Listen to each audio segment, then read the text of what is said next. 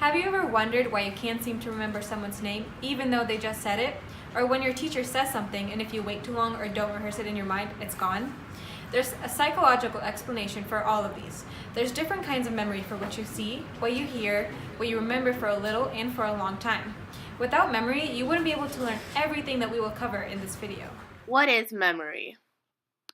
Psychologists have done plenty of research to try and figure out the human brain. One area that has received plenty of research is memory. Many mental processes rely on memory, some you won't even think about. For example, typing on a keyboard relies on a mental process called implicit or non-declarative memory. You know things that you don't even know you know. Will include information on sensory memory, echoic, and iconic.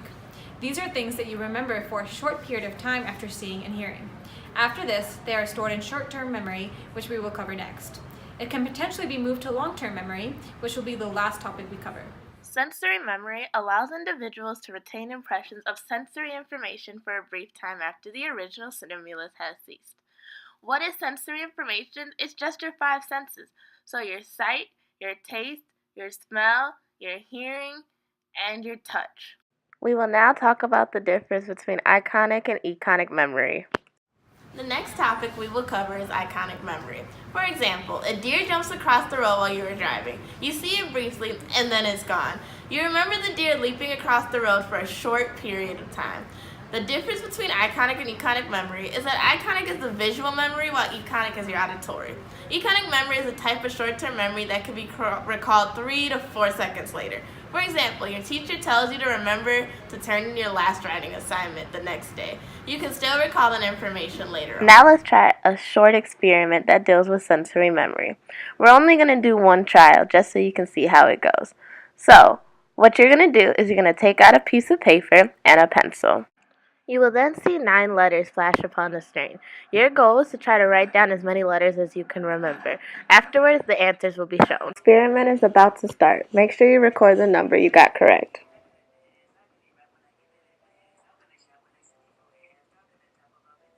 How many did you correctly report? These are the correct answers. On to our next topic, short-term memory. Imagine that you're trying to remember a phone number.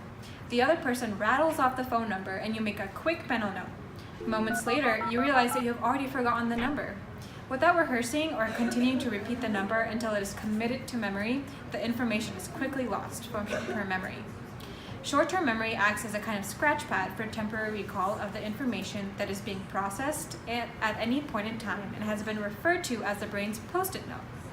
It's the capacity for holding but not manipulating a small amount of information in mind in an active, readily available state in a short period of time.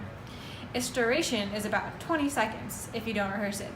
Although rehearsing the information can increase the duration of short-term memory, interference of new information will replace the original information.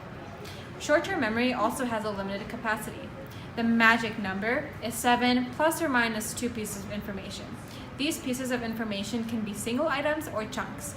By grouping meaningful information together, we form a coherent chunk of information. Chunking helps to be able to hold more information in short-term memory, as we'll see in this activity. Information will quickly disappear forever unless we make a conscious effort to retain it, and short-term memory is a necessary step toward the next stage of retention, long-term memory. The transfer of information to long-term memory for a more permanent storage can be facilitated or improved by mental repetition of the information, or even more effectively by giving it a meaning and associating it with other previously acquired knowledge. Motivation is also a consideration, in that information relating to a subject of strong interest to a person is more likely to be retained in long-term memory. This activity demonstrates chunking. See if you can try to remember this list of words. It's pretty hard, right?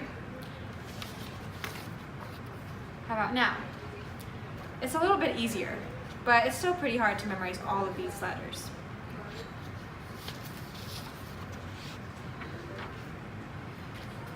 It's probably easier to memorize these lists of letters now because they're grouped into 3-letter words that are meaningful to us. NFL, FBI, PhD, JFK, and SAW.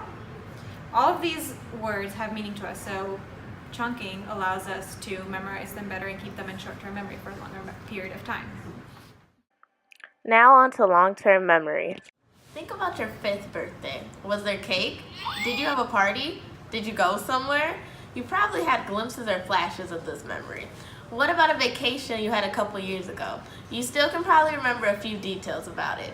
These memories are called long-term memory. Long-term memory is a phase or just a type of memory responsible for the storage of information for an extended period of time. This is where all of those memories are stored from years ago. You probably have memories from when you were 3 years old. This is where every single part of this memory goes. The capacity is unlimited. The duration may be unlimited, but we can't always find or retrieve what we need. The concept brings us to the forgetting curve, which is pictured right here. The forgetting curve is a decline of memory retention over time. Basically, it shows how information is lost as time increases. Just think about reading a story and then trying to remember what you read a minute after. Your memory is probably really good and you can recall specific details of the story. How about a month later? You may remember a summary of the story, but probably not as many details as you did when you first read it. This is a great example of the forgetting curve.